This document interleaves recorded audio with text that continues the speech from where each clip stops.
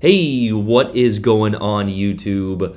We are back, ladies and gentlemen, and guys, we have a fun one for you in today's video. The USS Vallejo here. This ship is truly disgusting. This is probably my favorite ship from this update. Now, when this ship was first released in a rental form a long time ago, she was basically a weaker Worcester knockoff, a tier lower. And Wargaming wised up and said, you know what, we need to make this ship a lot stronger.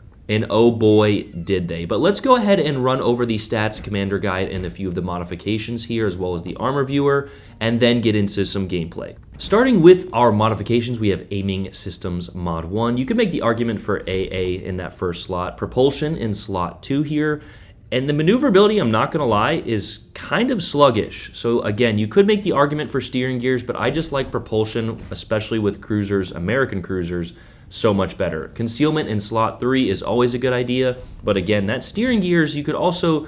this thing turns like a battleship, so... And of course, in slot 4, we are running reload. I didn't get an epic or legendary mod, and I probably should have. But let's go ahead and take a look at the specs or stats. Survivability, 44,000 with 152 millimeters of max armor and a 4% torpedo reduction. 5x2 instead of 6x2, like the Worcester 152s with a 15.5 kilometer firing range, a 4.4 reload. And this is where she makes the difference. The Vallejo has SAP shells with a max damage of 3,500. And with that reload and a reload booster, these shells absolutely shred pretty much every target you come in contact with. A 94 overall AA rating. Maneuverability, like we mentioned, is a little lacking. A rather large turning circle. It's not that big, but combine that with an 8.4 rudder, and you kind of have a sluggish cruiser there compared to, you know, potential other cruisers of similar characteristics. A 10.8 concealment gives you a lot of versatility getting, between islands and into situations where you need to reposition. I showed my stats here real quick. Of course, 4 games is not enough to make a true assessment, but those stats from 4 games are pretty nasty. But let's go ahead and go over your armor here. You do have a rather large citadel and a 25 millimeter nose, so talking about concealment and island cover, you absolutely want to utilize island cover. Look how big that citadel is and how far it comes out of the water. I have dev struck 2 of these things already because players were sailing broadside to me. No idea why, but again, it's Legends on update day. You guys will see in the game we have here, but the armor is pretty weak, as it should be, right? Your skill in a cruiser is not to get hit, utilizing smoke, concealment, and island cover to put yourself in good positions. I know my manly battleship mains are probably going to disagree with that one, but unfortunately, that is how light cruisers, especially with weaker armor such as this one, are meant to be played. And here is our commander build. I didn't really change it. It's my standard Einstein DPM build with Ingenious Intuitive, Punch-Through Fixated, and Refill Station with Madden and Membelli as inspirations. Full DPM. You could argue Beepley, you could argue some other commander, but this is just how I like to play my American cruisers. And as you can see from the stats and the overwhelming amount of videos on my channel, this build works really well for me. Now, you could make the argument for a host of other commanders. Azurely in Baltimore here. Beepley, I know, is another popular choice. Plain old free-to-play Norman Scott. Now, of course, don't choose the extra fire chance as you only have access to SAP, but I truly just enjoy my DPM builds. But if you have another build, let me know what you guys are running in the comments below. But without further ado, let's get right into the action. But here we have it, ladies and gentlemen, a game we captured last night on my live stream. We got shards, and thank goodness it was C-spawn, as we have these islands over here to utilize for cover. And just a quick public service announcement, just because you don't necessarily get the spawn you want or need in order to make your ship work, doesn't mean you can immediately abandon the flank. We had a few particular teammates in this game who abandoned the flank, and basically it's almost a loss from the onset of the battle. Now, of course, it was update day, so the teammates were obviously much to be desired. However, as just a general rule of thumb, stay on the side you spawn on. It allows the game to flow much better. But here, if you guys will actually notice, our carrier did spot 2 battleships, so I am taking a cheeky little blind fire here. I probably should have had the SAP loaded. The AP and the SAP are absolutely going to shred broadside targets, but as you guys know, the SAP has much better angles. However, you are not going to be doing as much total damage if you catch a cruiser that you can potentially citadel, as we know that SAP will only ever penetrate 1 plate of armor. And after 2 or 3 salvos, you are going to saturate that specific area. So make sure once you saturate the superstructure or the bow or the stern, you move on to the next portion of that ship. And here's a clip from a different game, of course, that I wanted to insert to kind of emphasize what I was just talking about. We have a John Bart here sailing broadside. The first salvo, as you can see, a deadly 8,500, but the subsequent follow-up salvos, not quite as much. So we're trying to aim for different portions of the ship. Now, this is not the absolute best example, but I also wanted to include this one as well to just show the disgusting potential of the SAP combined with your reload booster. We started this engagement around 27,000 damage, and as you will see here, in a matter of mere seconds, we take about 50k. We basically take the entire health pool off of this John Bart. But anyway, back to the game at hand we have here on Shards, and here's another good example of why you want to pay attention to this ship when she is in the game. We have some decent island cover here, over here on the left flank of C. And we have a few Kansas out there. Now, one thing I was a little bit worried about was the maneuverability. Like we talked about, I am still kind of stopping here around this island. And if you do get detected, if a enemy player knows what this ship is capable of, you will be targeted with extreme prejudice. As you just watch our damage total just tick up here.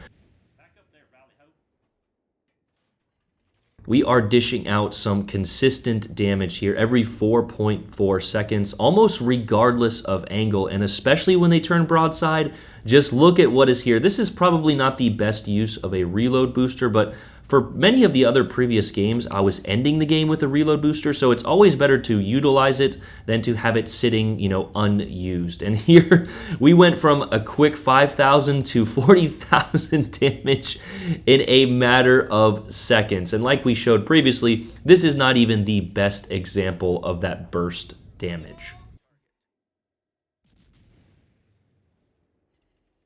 But here, even as the Kansas turns away, we are still getting full penetrations on that superstructure. Now, like we mentioned, you will eventually saturate that superstructure, so don't count on that all the time. This ship is not completely broken. It is very balanced by how weak your armor is. And a lot of players just see my titles and my clickbait, and they're like, oh, wargaming, and they just have some knee-jerk gut reaction instead of actually looking at the overall objective measures of this ship. Now, I would say, kind of biased in this regard, but I do a decent job of always making sure I put my ship in the right position. And when you can do that with a ship like this, like the Mino, like the Wooster, you can get some disgusting results. But then, Johnny Potato takes the ship out. He sails broadside, as I saw in a few other battles, and he gets death struck, and he's like, well, this CC said it was the best thing ever. Or a battleship player is going against it, and they, refuse to shoot at it, and they're like, well, this ship is broken. I should be able to dev strike it from across the map. So again, a lot of my clickbait, hyperbole type titles are simply to draw in viewer attention. So that way, when I get the viewer in, I can explain these things in a professional, objective manner. But enough of me blabbering. I just say those things because I see some truly brain dead comments sometimes about, just off the wall stuff. And that is not my intention to get somebody to go out and spend the obnoxious amount it takes to obtain this ship. Right, as it is right now, the ship is only obtainable through random bundles, which I think is just that is a very predatory tactic, but we know all of these monetary tactics that Wargaming uses, and I will actually be doing a video on that to kind of help you guys better understand them. But alas, here we are, less than 5 minutes into the game and amassing a pretty decent damage total already of 74,000 damage. And we really only had 2 ships to shoot at with the carrier in the game. I'm guessing those Kansas got spawned together there. Did we ever determine what multiple Kansases are? Kansas? Those 2 Kansases there spawned together and only allowed us to farm about 74,000 damage. So with some decent positioning and not abandoning our flank, we got a decent damage total, and we are now moving into the Charlie cap to help cap that and support our team as best we can. If you will notice, in the meantime, talking about not abandoning our flank, the ship that did spawn with us is almost behind our carrier now. I think he is behind our carrier, and not even able to shoot any targets because, yeah, it always... It always makes me wonder whether or not these people operate heavy machinery in real life, and you just hope that they don't. Something else that I always wonder when I see plays like that, it's like, completely ignoring the strategy of the game. This guy would have a fantastic broadside if he pushed through with me at sea here. Is he even able to shoot his guns back there? There's no targets within his range. Like, even talking about, quote unquote, having fun, but anyway, here is the second use of our reload booster, and I am going against some Pain and Pain's fleet members, and he was quick to notice my target acquisition of him, and he was able to get away relatively unscathed, so a little bit of a waste of the reload booster there. However, we were able to kind of dislodge him from that position and get some decent SAP hits on his superstructure and a little bit on his side plating. Now, I'm going to be completely honest and objective with you guys, as I try to be in most of my games. Looking back on this replay, after I get this cap, I could have been a lot more aggressive. However, you can see the mass of enemy ships in the Bravo cap there, and considering that I was going against a triple division of Pain fleet members, they probably know who I am, and they are definitely going to try and eliminate me, because one of them, of course, is in a Vallejo, and I am sure that he has communicated to his teammates how gross that ship is. But here is a Cleveland. They also have a Marlboro, which made a very smart play of sitting close to that island, so I couldn't lob him. And there is also a Dyson and, of course, the aforementioned Vallejo over there as well. Going out and going completely behind them, I think, what I assessed in this current situation would have meant that I would have been targeted by 4 or potentially 5 ships. As you can see, there is still a battleship and, of course, the carrier there in the background. Now, fortunately, we were not targeted by the carrier. However, I wouldn't have minded it too much, because that would mean that my teammates are not being targeted. And considering this ship has a 94 overall AA rating and defensive AA fire, you are a decent anti-aircraft platform that is able to defend against most carriers. Looking at the scoreboard at this point in the game, however, this game is slowly getting out of reach. As you can see, we are down to 7 minutes. They are up 400 points. They are getting the alpha cap, and they are up 2 ships. And that is when you look at the mini-map and you see that our battleship is still at the back of the map. Brother, ooh, what are you doing? But, guys, that is how the cookie crumbles sometimes. You're going to have some decent games, and your team is going to do absolutely everything in their power to throw. Why they do so, I have no idea. Some quotes, claim they are having fun. But anyway, here is a good, kind of finishing example of how strong that SAP is, especially on kind of a weakly armored British battleship. The Marlboro has some good heals, and when angled, it can protect itself and dish out some disgusting AP. However, that superstructure has a lot of health, and we're going to take as much of it as we can.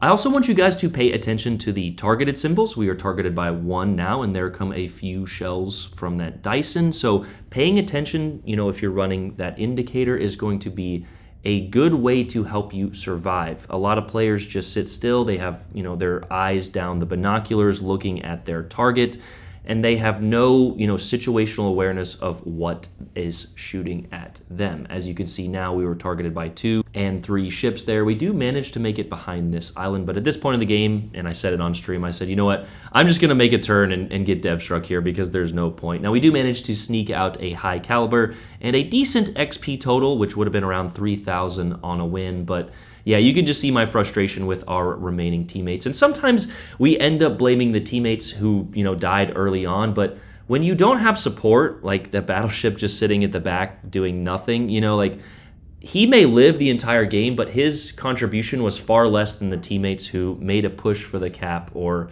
you know, were attacked by multiple ships because he abandoned his flank. But anyway, I'm going to leave this one to the live comms. I hope you guys enjoyed this one. Let me know what you guys think. I will see you in the next one. Love you guys. Aaron out. Peace.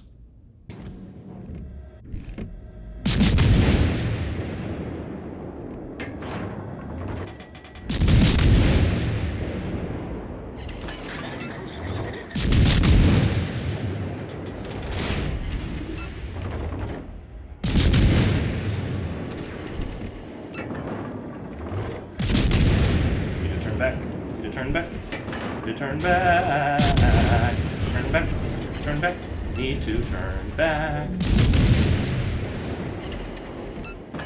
All stations, concentrate fire.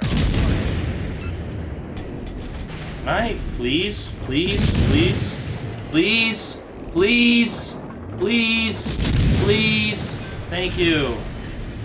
Enemy battleship destroyed. Oh, God.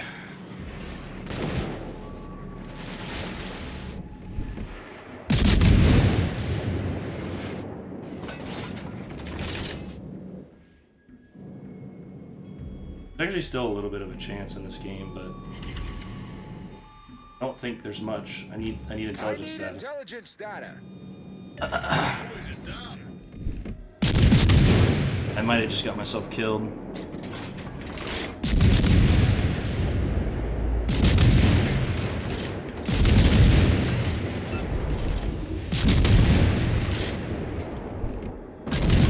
Alright, time to go. 3 minutes, can we do it?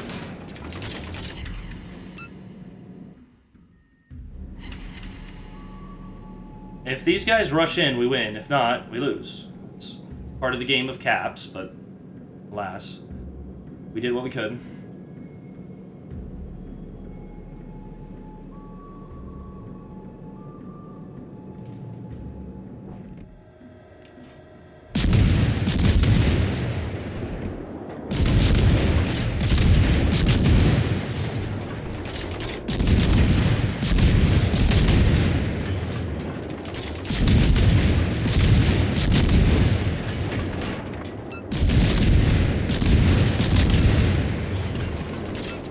Now's not a great time for stupid.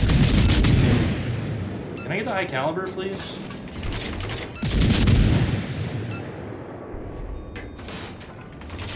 Oh, that battleship's over there, dude.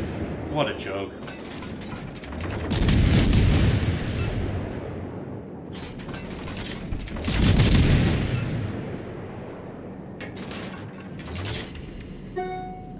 What an absolute joke.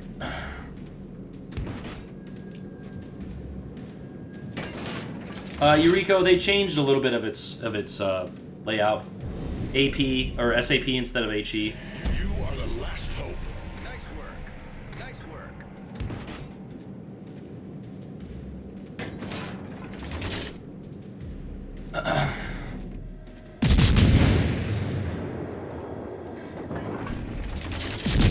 Honestly, I should just sit here broadside.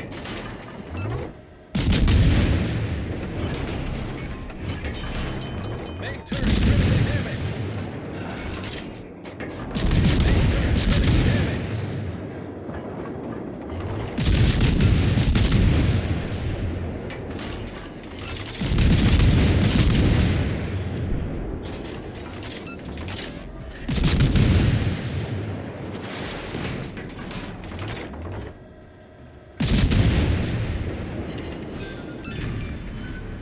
Enemy battleship foundered.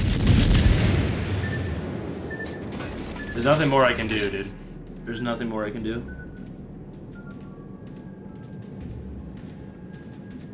I mean, do a third of the team's damage, cap the side I spawn on, and kill 2 enemies and damage them. It's like I'm doing a third of the team's work, and they're still not winning. So, how's the AP? It's probably a little lackluster, bloody. I haven't tried it too much yet. I've just been spamming the SAP, so might as well use my button. Anti-aircraft gun crews are on full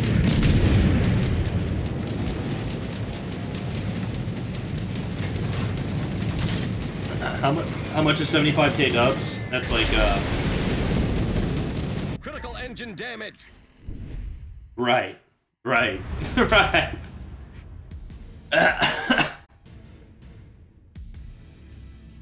You mean you're lagging? Yep, that's sick, dude.